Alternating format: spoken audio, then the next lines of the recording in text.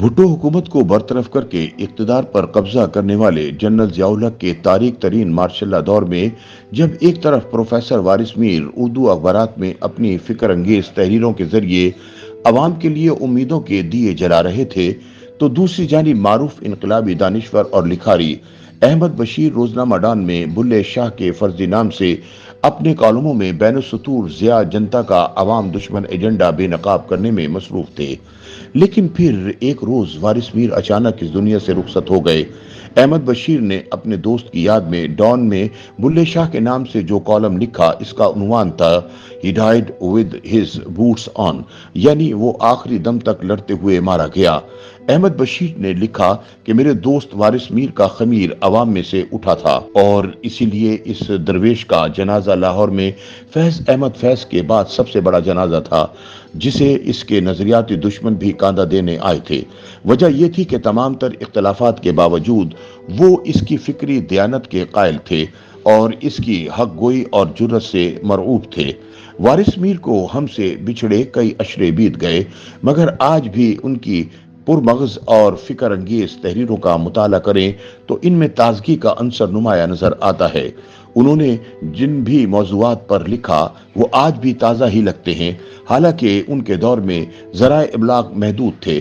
Cable تھی نہ electronic اور سوشل میڈیا، فیس بک تھی نہ یوٹیوب، موبائل فون تھا نہ گوگل کا نام و نشان، بس چند ایک اخبارات تھے یا پھر ہر وقت حکومتی مدح سرائی کرتا ہوا سرکاری ٹیلی ویژن اور ریڈیو۔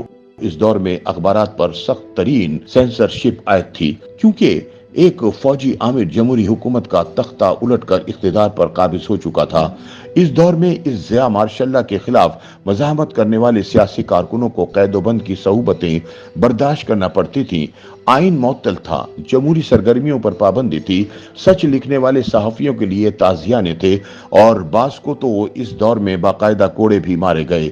اس کے علاوہ ضیاء کے حواری بے ضمیر اور قلم فروش صحافیوں کو پالنے پوسنے کا عمل بھی جاری تھا۔ مذہبی انتہا پسند اور دین اسلام کے نام پر سیاست کرنے والی ایک جماعت ان دنوں ضیاء کی ناجائز حکومت کی اندھا دھند حمایت کر رہی تھی، اور سرکاری سرپرستی میں انتہا پسندی کو فروغ دیا جا رہا تھا۔ اسلام کے نام پر ملائیت کو پروان چڑھایا جا رہا تھا، اور ہر نئی سوچ اور فکر کو مغرب زدگی کا نام دے کر کچلا جا رہا تھا۔ جنرل ضیاء اس کے عوض اسلام کے نام نہاد ٹھیکیداروں سے اپنے اقتدار کو طول دینے کے لیے حمایت حاصل کر رہا تھا۔ پروفیسر وارث میر نے ان مشکل ترین حالات میں بڑی جرأت مندی کے ساتھ نام نہاد اسلامائزیشن کے عمل کی مخالفت کی، اور ضیاء کی اسلام کے نام پر آمرانہ اقدار کو طول دینے کی کوششوں کو بے نقاب کیا۔ انہوں نے اسلام کی اپنی مرضی کی تعبیر کے ذریعے عورتوں کے حقوق غصب کرنے کی کوششوں کی بھی کھل کر مخالفت کی۔ وارث میر نے جذباتیت کے بجائے سنجیدہ علمی انداز میں عورتوں کے حقوق کا مقدمہ لڑا۔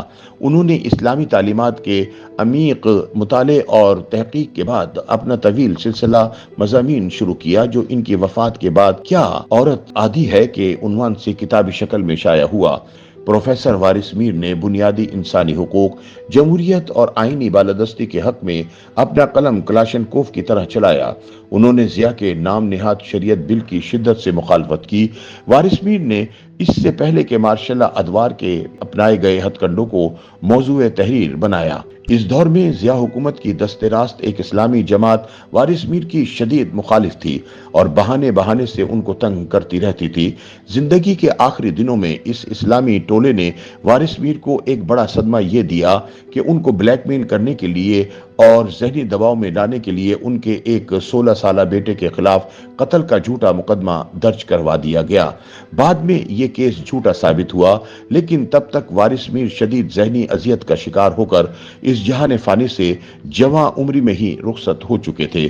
پروفیسر وارث میر کے اپنے الفاظ میں ایک سچا اور کھرا دانشور اپنے عہد سے جڑا ہوتا ہے۔ وہ اصلی مسائل پر بات کرتا اور بہتر مستقبل کے لیے عوام الناس کی فکری رہنمائی کرتا ہے۔ وہ آج کے حالات اور واقعات کا تجزیہ کرتے ہوئے مستقبل میں جھانک لیتا ہے اور اس کی خبر دیتا ہے۔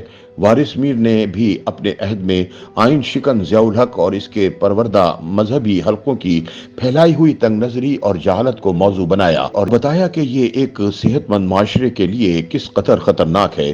آنے والے وقت میں ان کا لکھا ہوا ہر حرف दुरुस्त साबित हुआ। यही फिक्री तंग नजरी, शिद्दत पसंदी और रिजत पसंदी बाद में इंतहा पसंदी और फिर दहशत गर्दी में बदल गई, जिसने पाकिस्तान के चप्पे चप्पे को लहू रंग कर दिया। वारिस मीर अपनी जान की परवाह किए बगैर मार्शल्लाह के हवारियों के खिलाफ कल्बी और इल्मी महज पर बरसरे पैकार रहे। वो मुसलमानों को जदीद साइंसी उलूम के हुसूल पर कायल करते और मसाइल और मामलात में साइंसी और अक्ली अंदाज अपनाने पर जोर देते। वारिस मीर एक हमा जहद शख्सियत के मालिक थे।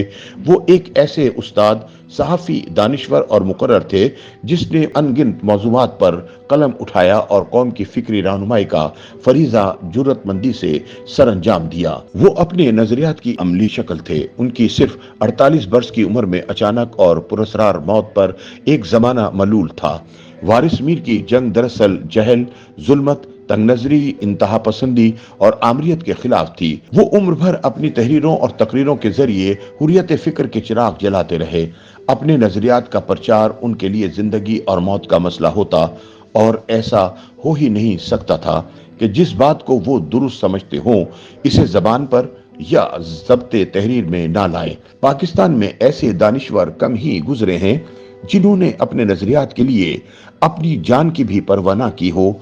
वारिस मीर का शुमार उन दानिश्वरों में होता है जिन्होंने जिंदगी की आखिरी सांस भी अपने नजरियात के प्रचार की नजर कर दी। बिलाशुबा वारिस मीर आखिरी दम तक लड़ते हुए वहीं अपने मोर्चे में मारा गया। YouTube पर गूगली न्यूज देखने के लिए youtube.com की सर्च बार में गूगली न्यूज टीवी टाइप करें। गूगली न्यूज के पेज पर सुर्ख रंग के सब्सक्रिप्शन वाले बटन पर क्लिक करना ना भूलिए। YouTube पेज पर अपलोड होने वाली वीडियोस से बाखबर रहने के लिए बेल आइकन पर क्लिक कीजिए। आपको हर नई वीडियो के बारे में नोटिफिकेशन मौसूल हो जाएगा।